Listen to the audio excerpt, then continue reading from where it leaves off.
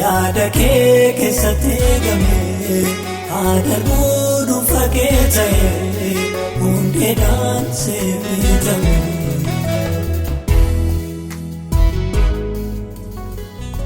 Kanan narraa eeguu dursa kee ta'uudha ofii jijjiirame irra jijjiiruudha. Wangeela jiraate addunyaaf ibsuudha naaga'uu barreeffameessu tuuta'ee bira barsiisu. Hundi keenya sagantaa hafuura keessa ta'ee Waaqayyoo wajjin waaqeffata.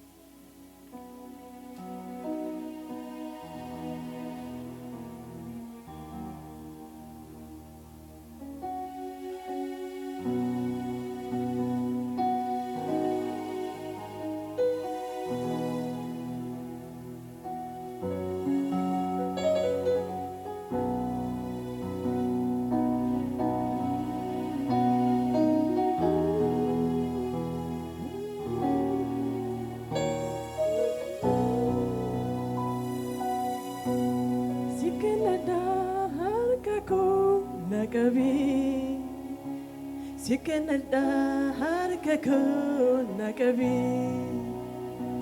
sikenada harka ko nagabi, sikenada harka ko nagabi, sikenada harka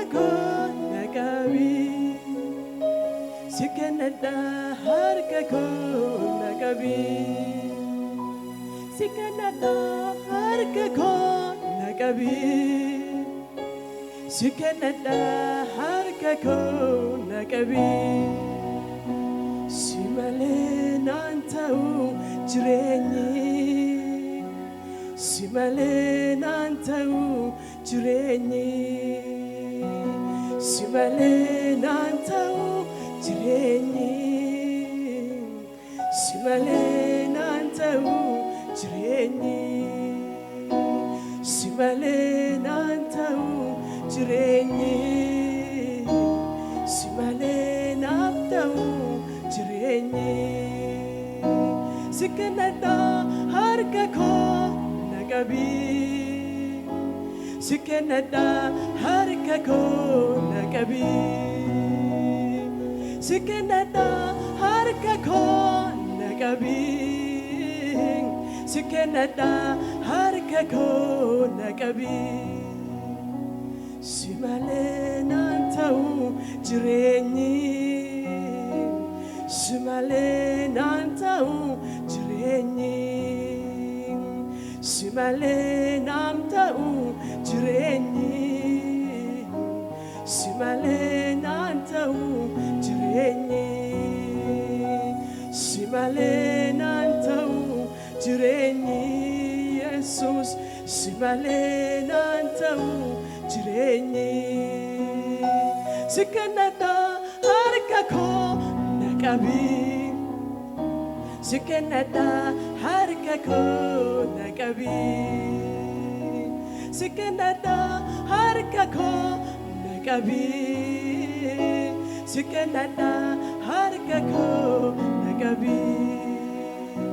Simale nantau jireenyi, simale nantau jireenyi, simale nantau jireenyi.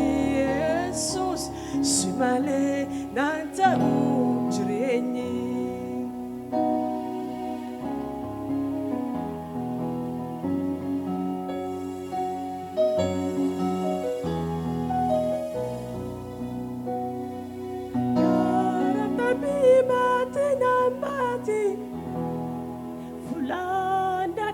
Ti dufti nakasti, gara tarbibati nambati, fulanda dabiti dufti nakasti, wakina danda usikofa, wakina danda usikofa, Waaqina danda'u si qofa. Waaqina danda'u si qofa.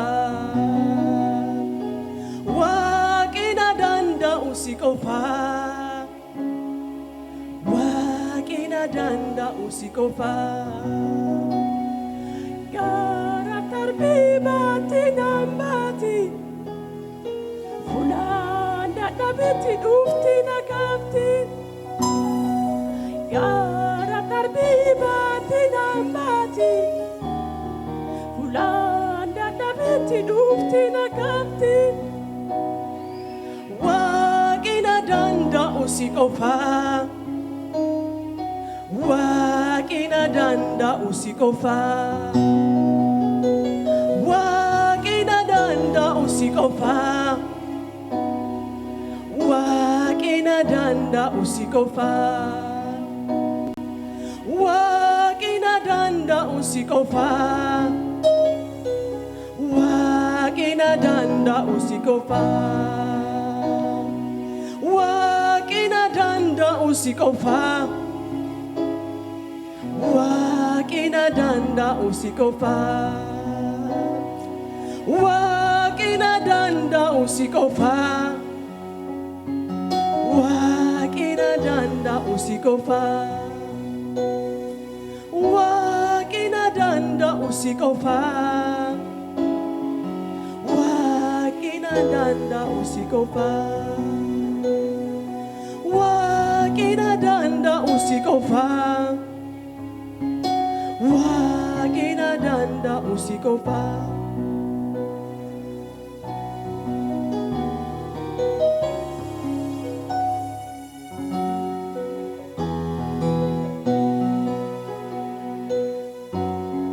Nami ala na arga atama kes nagarta. Nami ala na arga atama kes nagarta. Infedo hine maddo nama wan kesakiya. Infedo hine maddo nama wan kesakiya. Nami ala narga atama kes nagarta. Nami ala narga atama kes nagarta. Infedo hine maddo nama wan kesakiya. Infedo hine maddo nama wan kesakiya. Infedo hine maddo nama wan kesakiya. Infedo hine maddo nama wan kesakiya. Infedo hine maddo nama wan kesakiya. Infedo hine maddo nama wan kesakiya.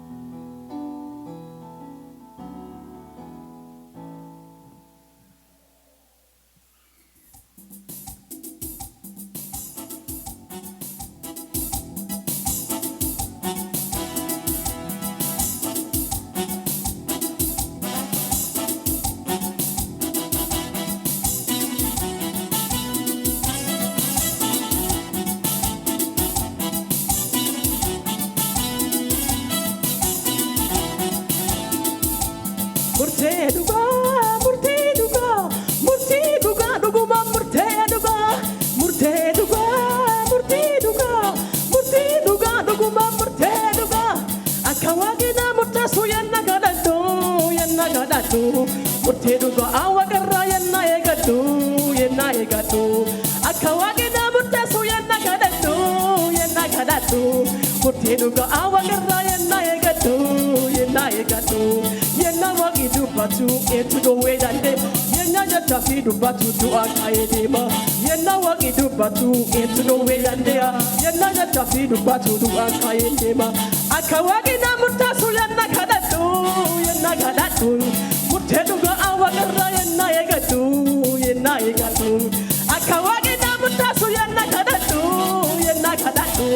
Murteeduga awagarra yenna eegatu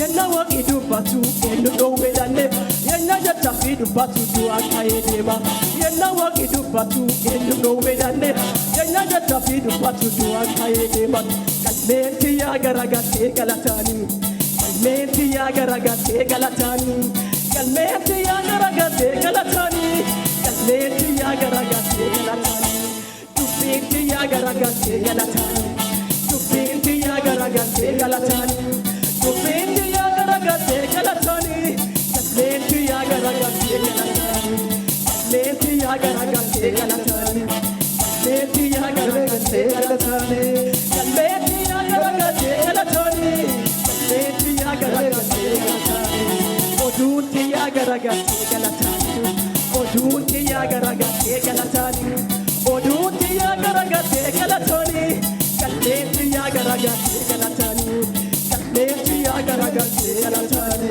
Kalmeeti ya garagate galatani Kalmeeti ya garagate galatani Kalmeeti ya garagate galatani Dubbiinti ya garagate galatani Dubbiinti ya garagate galatani Kalmeeti ya garagate galatani Kalmeeti ya garagate galatani Akawagina murteesu yenna kadatu Murteeduga awagarra yenna eegatu Akawagina murteesu yenna kadatu Murteeduga awagarra yenna eegatu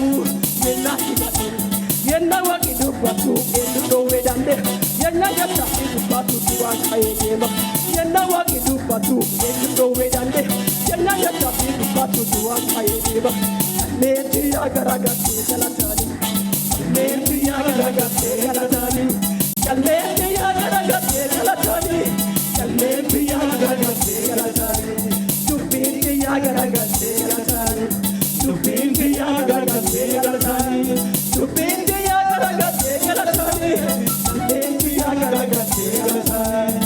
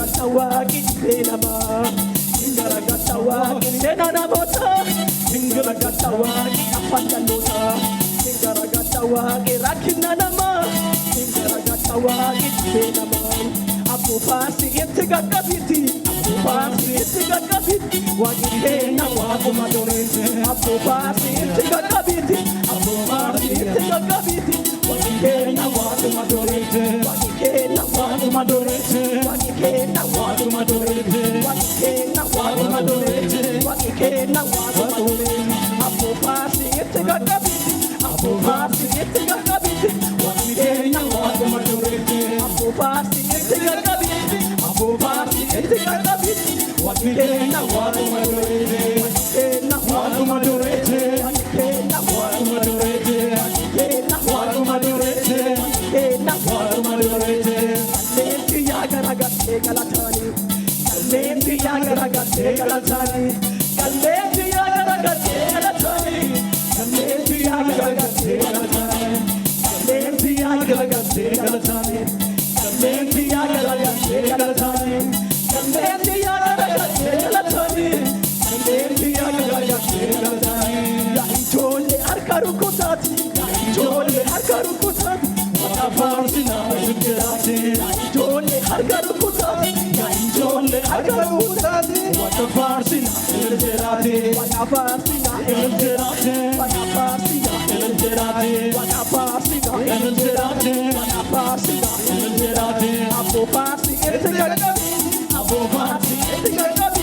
Waqni keenya waaquma dureete Abbo faarsi itti gargaari Abbo faarsi itti gargaari Waqni keenya waaquma dureete Waqni keenya waaquma dureete Waqni keenya waaquma dureete Waqni keenya waaquma dureete Waqni keenya waaquma dureete Waqni keenya waaquma dureete Waqni keenya waaquma dureete Waqni keenya waaquma dureete Waqni keenya waaquma dureete Kalenti yagaragatte galatani Kalenti yagaragatte galatani Kalenti yagaragatte galatani Kalenti yagaragatte galatani Odunti yagaragatte galatani Odunti yagaragatte galatani Odunti yagaragatte galatani Odunti yagaragatte galatani Kalenti yagaragatte galatani Kalenti yagaragatte galatani Kalenti yagaragatte galatani Kalenti yagaragatte galatani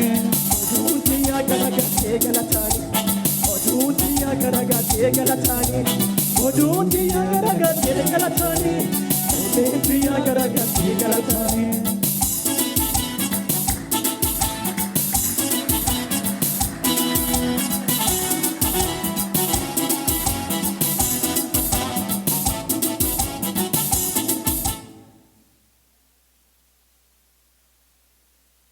Kedaria kadeemsa koo hafuurri kenna geggeessu jireenyi koo si fagoomee yaada kee keessatti eegamee haadarbuu dhuunfaa kee ta'ee hundeedhaan seebitamee.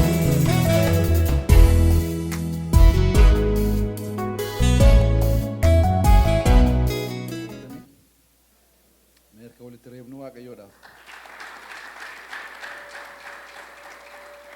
Waaqayyo keenyaaf galanni haa ta'u, walitti keenya fabaniin waaqayyo ishee eebbisu.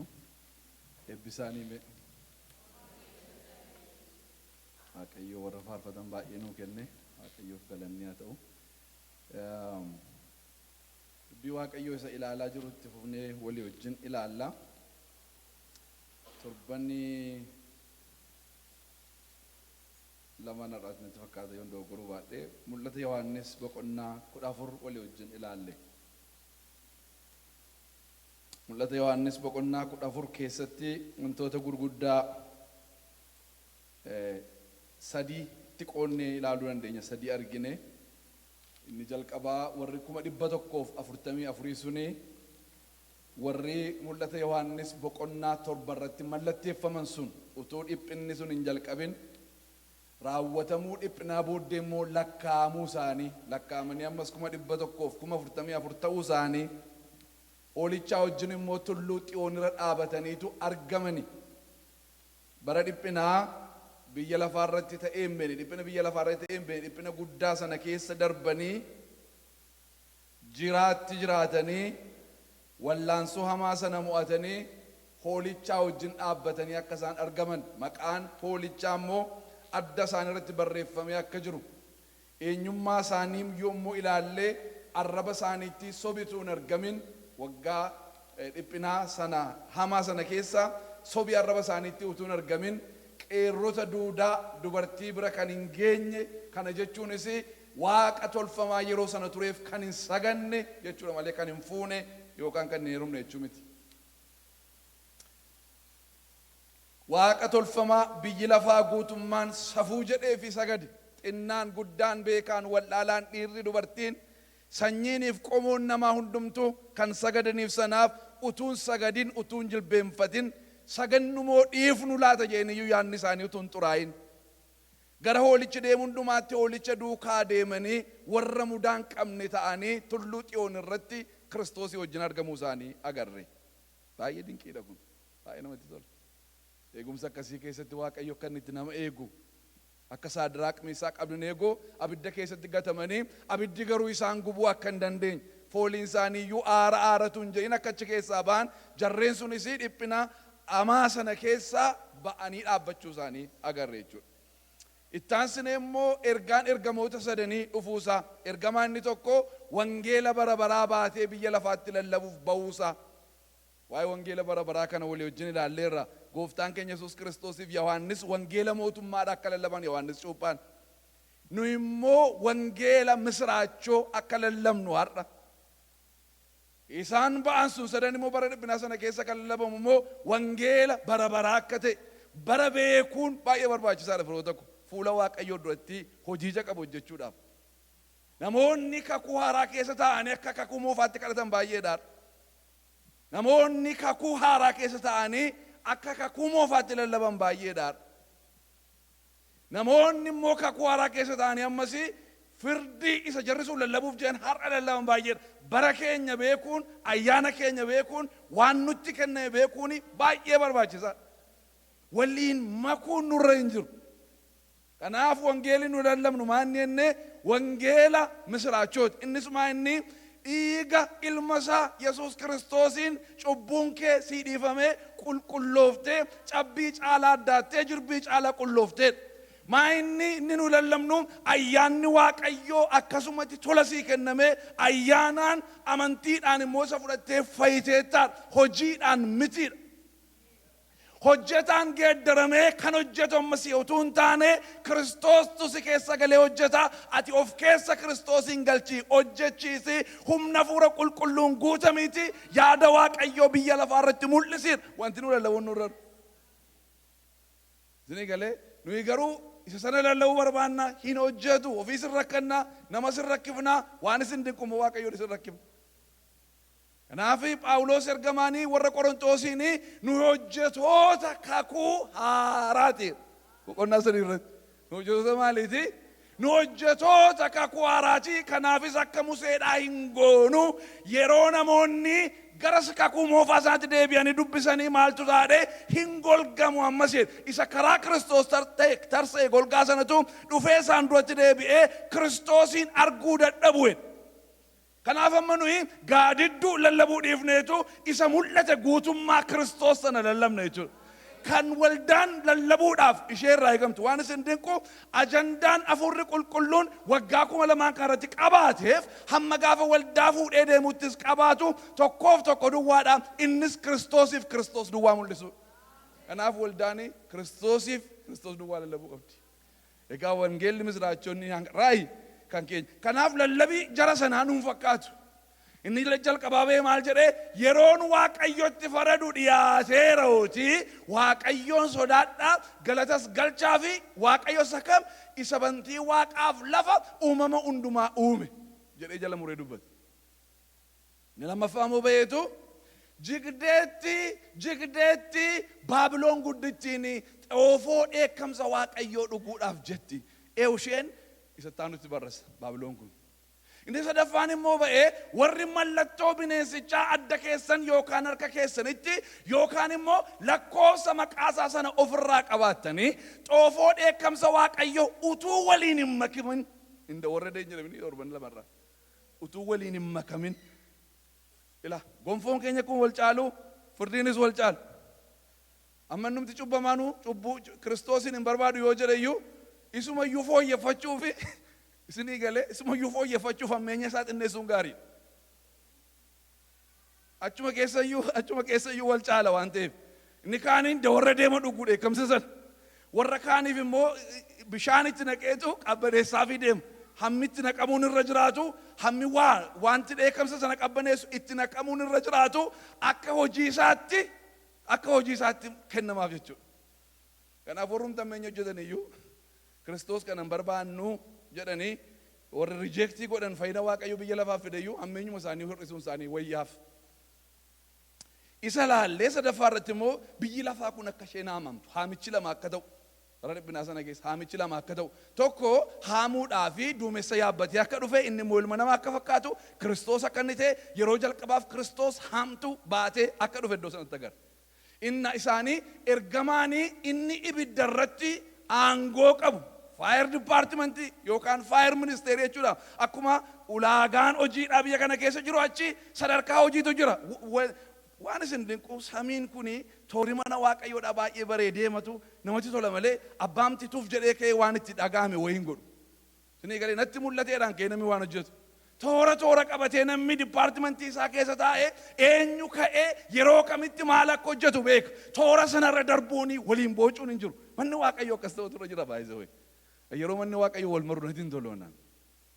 Isinii galee dubartittii isheen saabaadha dhufte sun kan isheen dhiqqifattee tooruma ittiin namni taa'ee nyaatu, toora ittiin namni ka'ee dhugu, toora ittiin hojjetoonni dhaabatanii Salamooniin dhaggeeffatan, akka itti namni bahu, akka itti namni galu, akka itti namni uffatu, wanti hundumtuu isaa namatti tola. Lapheen ishee hin hafneef, afurri ishee hin hafneef. Inni immoo ka'eetu ilaalaa eenyuun jedha Yesuus hin jedha. Yesuus amma anoo gooftaadha jedhee haamtuu isaa lafatti ka'ee haamuu ittiin gahan. Yeroo noo ga'eeraan jenna. Isa sanatu ka'ee yeroon ga'eeraati haamtuu kee lafatti kaa'ii haamiidha. Tamna namatti tola toorisa. Ordarii dhaggeeffatanii adeemu. Pirootokoolii qaba. Isa booddee itti kaa'ee haame. Inni haamu sun eenyu qulqulloota warra bara dhiphinaa sana keessatti amanantu haamamee gombisaatti galfama Kiristoosiin walitti qabamu jechuudha. Du'a qulqulloota baay'eetu ta'a jechuudha yeroo sana gabaabsee yoon isinitti hime. Itti aanee immoo ergamaa tokkotu haamtuu biraa fuudhee bahee inni immoo wayiniidhaaf arbuu kuti jedheen isaan immoo. Kuti iddoo cuunfaa dheekkamsa waaqayyoo sanatti darbadhu achitti irra hojjetamuun hin taadheeni irra hojjetame dhiigni dhangala'ee hamma luugama gaangoodhaa kan ga'u. Baay'ee hamma luugama gaangoo hammam akka ta'e yaaduu dandeessu. Dhiigatu hamma sana ta'e jechuudha. Biyya lafaa irratti dhiigi hamma kana baay'eetu dhiigi namaa argamee hin beeku. Dheekkamsa jabaadhaa jechuudha. Isa kanatu walii wajjin ilaalle isa 15ffaa kana ilaaluudhaa fi 15ffaaf 16ffaa walitti qabaa dubbisuuma gaarii barbaada malee hiikan barbaadu boqonnaan 15 fi 16. Kanaaf dubbiseen sarratti xiqqoo dubbadha. Hin kadhannaa waaqayyoon dubbisuu koo dura. Fuula kee jirraa dubbii kee baraa irraa bartoota keetii nuyi barsiisaadhaati fura qulqullu yaadachiisuuf barsiisuudhaaf biyya lafaarra jirtaa. Anis saba kee wajjinan baruudhaaf sabni kees naa wajjin baruudhaaf siin barsiisaa keenya of gidduutti afeerree teenyee jirra. Balbala bantii Waaqaa banamee hafuura nu gidduutti dhangala'aa jiru kanaan dubbiin kee akkaataa nuu galuu danda'utti nu keessatti gurra keenya irratti haa hiikamu. Humna dubbii kanaan ijoollee keetti mogolee godhi. Galanni siif haa ta'u. Maqaa Yesuus Kiristoos nama Naazreetiin. Ameen. Mul'ata Yohaannis boqonnaa 15 duukaa dubbisaa. Kana booddees milikkita guddaadhaaf dinqisiisaa biraa tokko Waaqa keessatti hin argame. Innis ergamoota 7 warra dha'icha gara dhumaa 7 of harkaa qaban turani.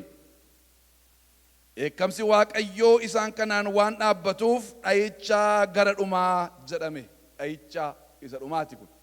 Dheekkamsa Waaqayyoo biyya lafaarratti godhu gara ibidda bara baraa utuu hin naqin isa Waaqayyo ittiin dheekkamu keessaa inni kuni isa dhumaati.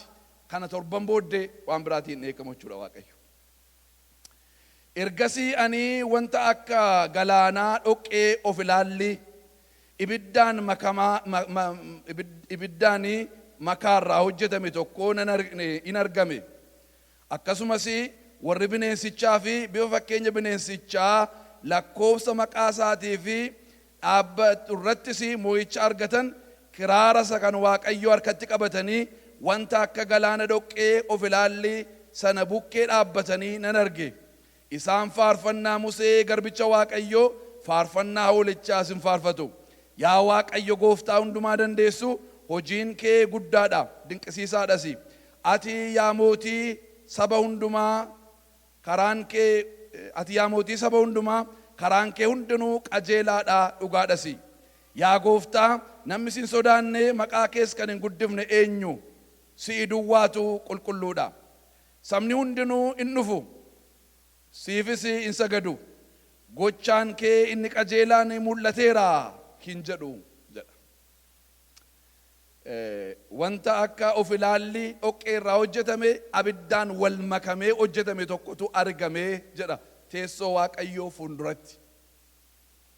Achi bukkee immoo dhaabatanii yookaan cina sana dhaabatanii kan jiran immoo warra mallattoo bineensichaa fi bineensicha irratti warra moo'icha argatan qulqulloota bara dhiphinaa keessa turanii sagaduu didanii Waaqayyoon amananii gooftaatti amananii isa duukaa jiraatantu kiraara Waaqayyoo qabatanii kiraarri jiraachira.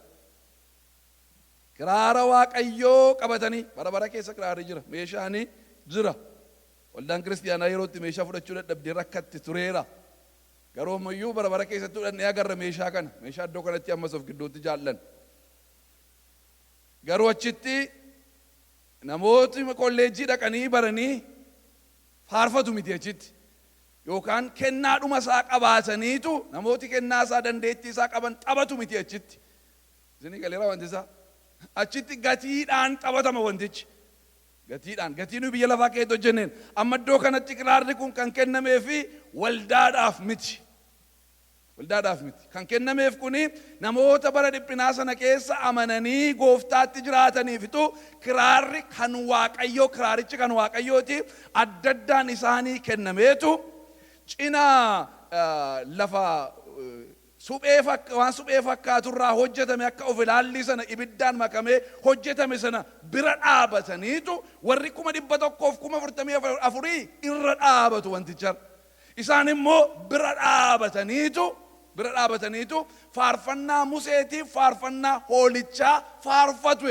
Faarfannaa makana faarfachuun abbaa qaba jechuudha. Isinii galee wanti waldaadhaaf kennames xinnoo miti kajeelinaa kana citeessanii. Hankeenyi jiraannan hin taa'amte hankeenyatu maaksimaayis goonee waan isin dinku waan guddaa bira geenya.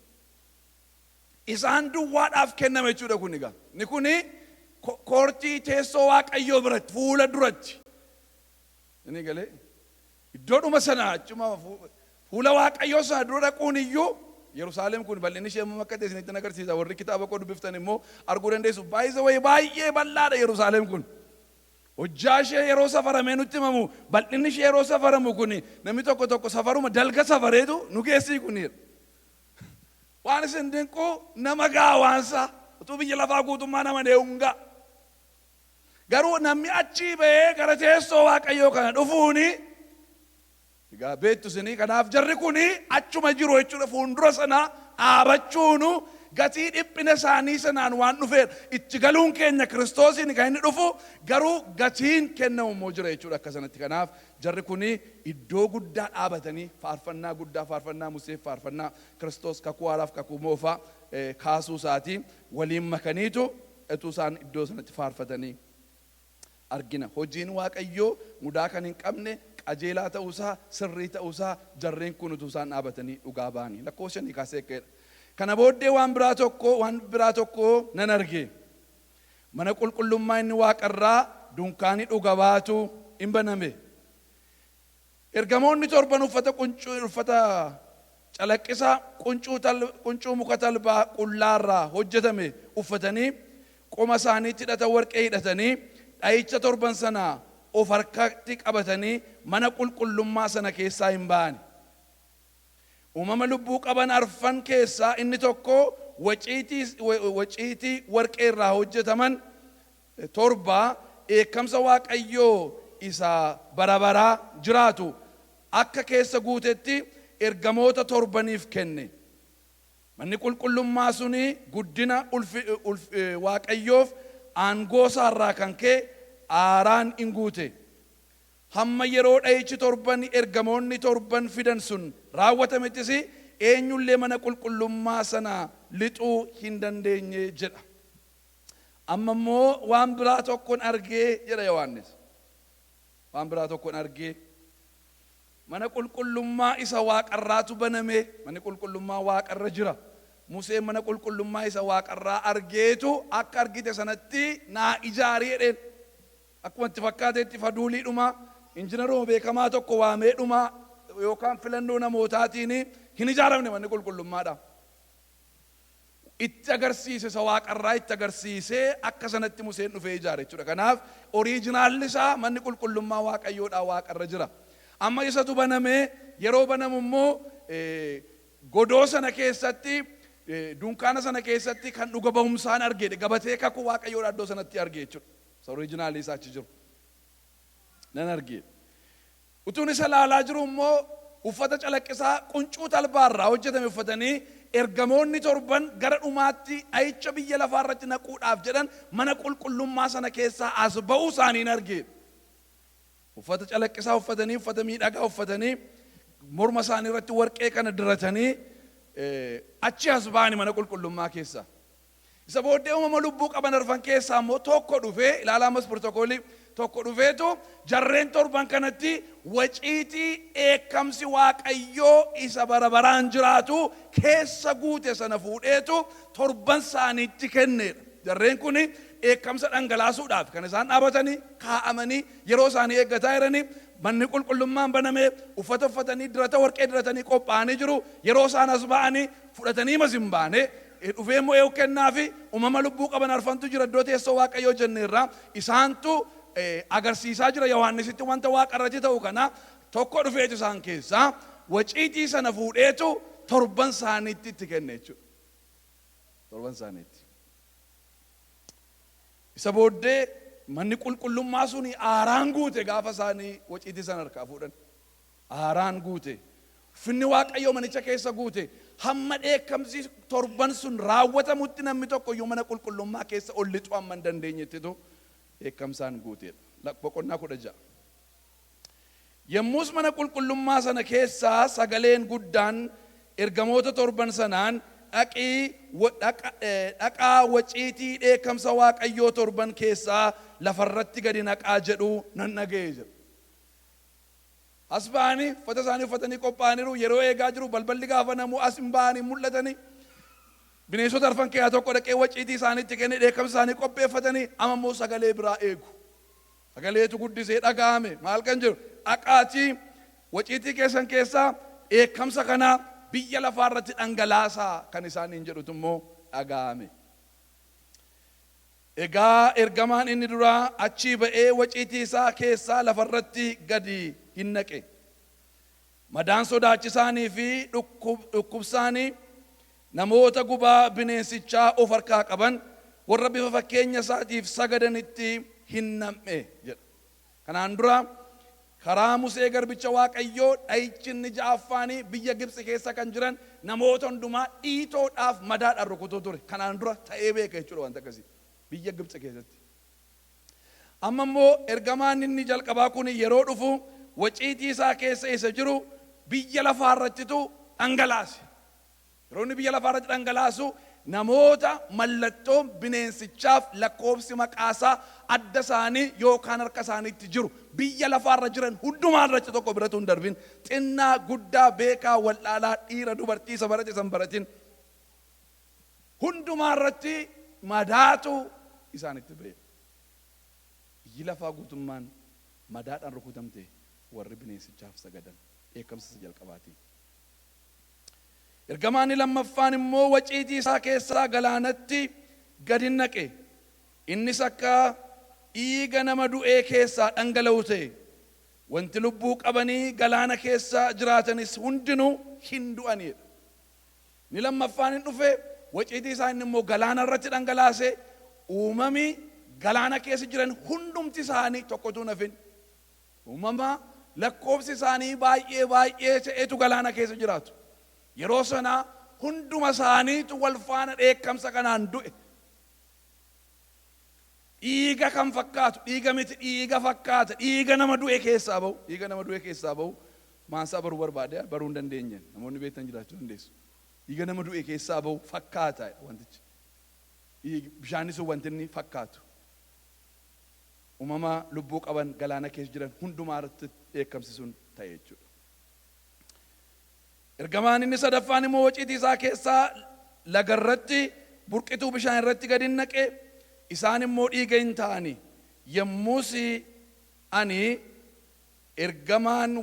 Yommus inni ergamaan waa'ee bishaanii beeku dubbachuu isaa nan dhaga'e. Innis ati yaa isa qulqullu isa jirtu inni turtesi firdii kana kennuun kee qajeelaadha. Namoonni dhiiga warra siif qulqullaani kan raajota kee dhangalaasaniiru.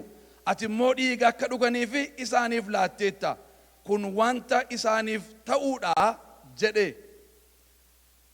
Inni sadaffaani waciitii isaa burqituu bishaaniif lagoota irratti dhangalaase. Galaana irratti otoo hin taane. Galaanni sila lammaffaa irratti dheekkamamanii sadaffaa irratti immoo burqituu bishaanii lagoota wanta namoonni dhugan isaan irratti dhangalaafaman. Lagoonniif burqituun bishaanii sun hundumtuu dhiiga ta'aniidha.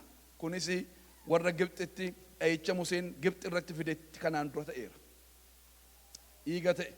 Ergasii booddee ministeerri bishaanii immoo dhufe. Ergamaan ministeerri bishaanii dhufeetu ilaalee waan Waaqayyo godhe kana hojiin kee kuni qajeelaadha. Bishaan dhiigatti geeddaruun kee kuni sirriidha.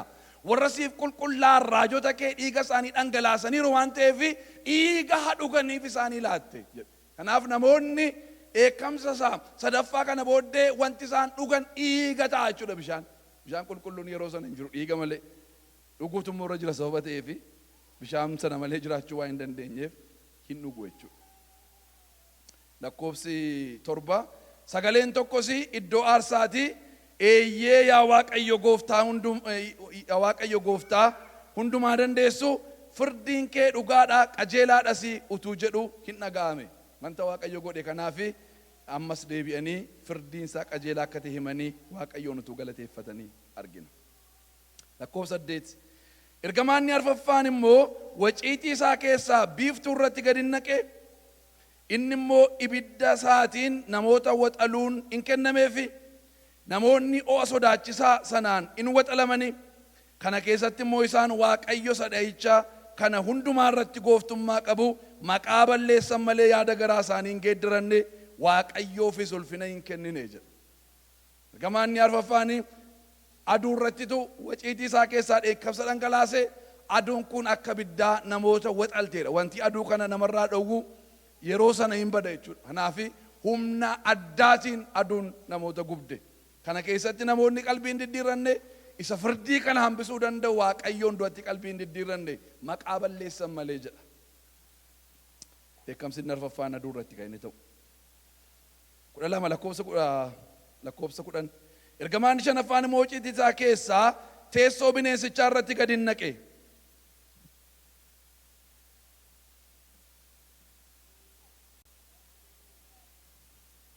Ergamaan shanaffaan immoo waciitii isaa keessaa teessoo bishaan irratti gadi naqe.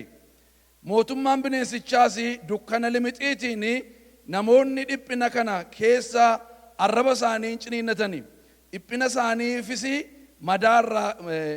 madaa isaaniirraa kan ka'e Waaqayyo gooftaa maqaa balleessan malee yaada garaa isaanii geeddaratanii hojii isaaniirraa hin deebine jedha. Inni shanaffaan immoo dheekkamsa isaa eessarratti dhangalaase? Teessoo bineensichaa irratti dheekkamsi isaa dhangala'e. Bineensichi hin dheekkamame. Mootummaan bineensichaa hin dukkanaa'e. Biyyi lafaa guutummaanis hin dukkanoofte. Kanuma keessatti dhiphinni isaan irra ga'e kuni namoonni akka isaan arraba isaanii cicciniinnatan miixuu guddaa akka isaan miixatan isaan godhe jechuudha. Isuma kana keessaa garuu isaan ammas ittuuyyuu Waaqayyoon arrabsanii maqaa balleessan malee isaan qalbii akka hin diddiirranne dubbiin Waaqayyoo nutti hima. Misirroonni keenya dhufanii fakkaatu. Yerootti nu ga'uu didanii isaanuma simannaa amma teessumaa sirreessaniifi.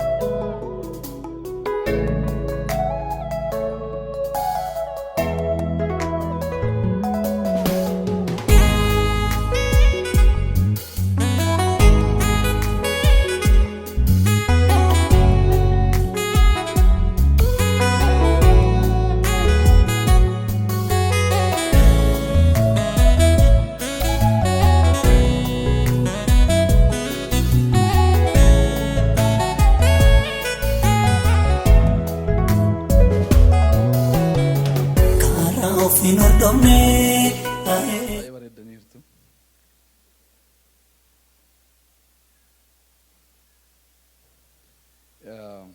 Lallaba keenya xumurreetu kan isaaniitti deebina. Lakkoofsa 12 irra jirra. Mul'ata Yohaannis boqonnaa 12. Ergamaan ja'affaan immoo waciitii isaa keessaa Efraaxees laga guddicha irratti gadi naqe. Bishaanni goge. Mootonni warra ba'a biiftuu akka dhufanii fi karaan hin banameef. Yommus ani afaan bineensaa isa akka jawwee sana keessaa, afaan bineensaa isa kaanii keessaa, afaan raajii sobduu keessaas hafuuronni xuraa'oon sadii fattee fakkaatanii utuu ba'anii nan arge. Isaan hafuurota seexanaa warra milikkita garaagaraa argisiisuudhaan, isaan kun mootota guutummaa biyya lafaa lola guyyaa isa guddaa kan Waaqayyo hundumaa danda'uu fi walitti qabuudhaaf warra ba'anidha. Sagaleen tokko immoo kunoo ani akka hattuun dhuftutti nan dhufa, namni dammaqu, namni qullaasaa adeemee saalaan isaa bakkeetti akka hin argamnetti uffata isaa eeggatu haa gammadu jedha. Inni ja'affaan laga Efraaxees laga guddicha irratti dheekkamsa isaa dhangalaase. Yeroo dhangalaasu lagi Efraaxees guddichi gargar citeedha. Erga inni gargar citee booddee bineensicha isa akka jawwee sana keessaa, seexana keessaa, bineensa isa kan biraa keessaa, geggeessaa isa jalqabaa biyya lafaa irratti mo'u keessaa jechuudha. Bineensa guddaa sodaachisaa mul'ate Yohaannis boqonnaa 13. Raajicha sobaa keessaa, isa hoolaa fakkaatee lafa keessaa ka'u bineensicha keessaa, afaan isaanii sadan keessaatu hafuurri xuraa'aan, hafuurri hamaan fattee fakkaatutu isaan keessaa ba'uun arge. Isaan kun gara biyya lafaa irratti deemaniitu biyya lafaa guutummaa keessatti dinqii hojjetanii mootonni biyya lafaa irra jiraatan hundumtu galaanni gargar citeeraaf sababa ta'ee fi aksesii argatu namoonni akka isaanii warri ba'a biiftuu jira hundumtuu gara kanatti akka isaan dhufaniif.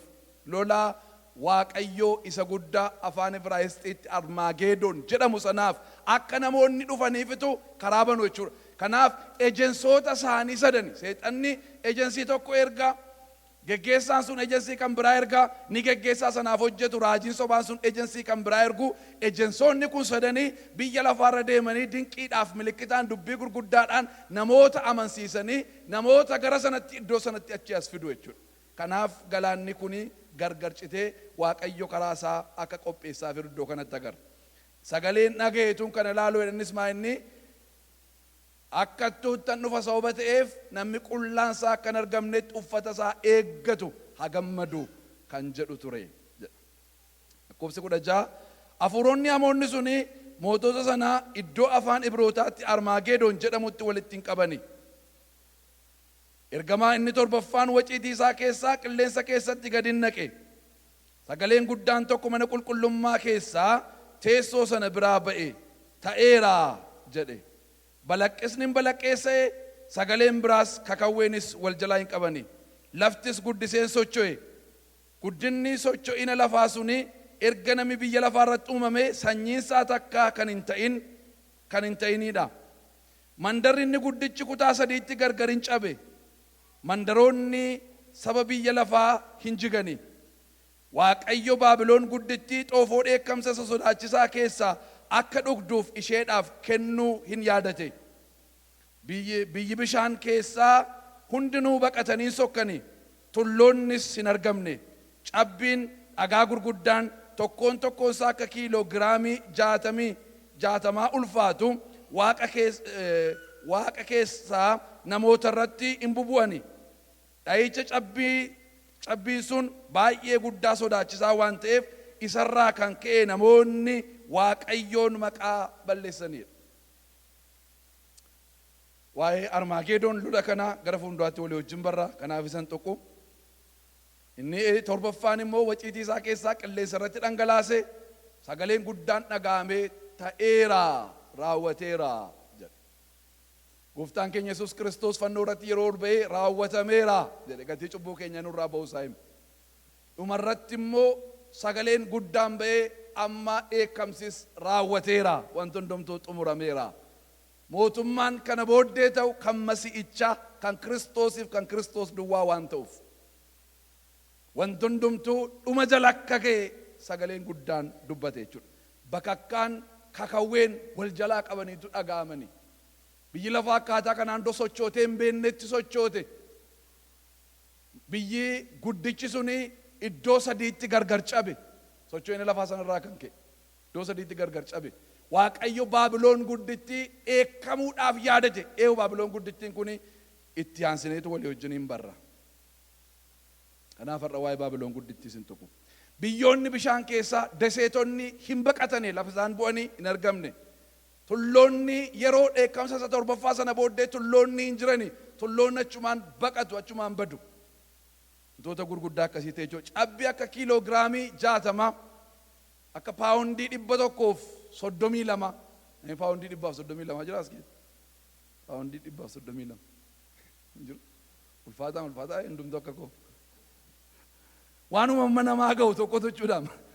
Cabbii gurguddaa akkasiitu namoota irratti lafa dha'e. Dhiphinni cabbii sanaa dhiphina guddaadha baay'ee. Namoonni ammasii Waaqayyoon maqaa balleessanidha. Mul'ata Yohaannis 15:16 kana fakkaata. Dubbisuma gaarii barbaada. Waaqayyo isa dhageenya hunduma keenyaaf eebbisu. Gara cidha keenyaatti dabarraama.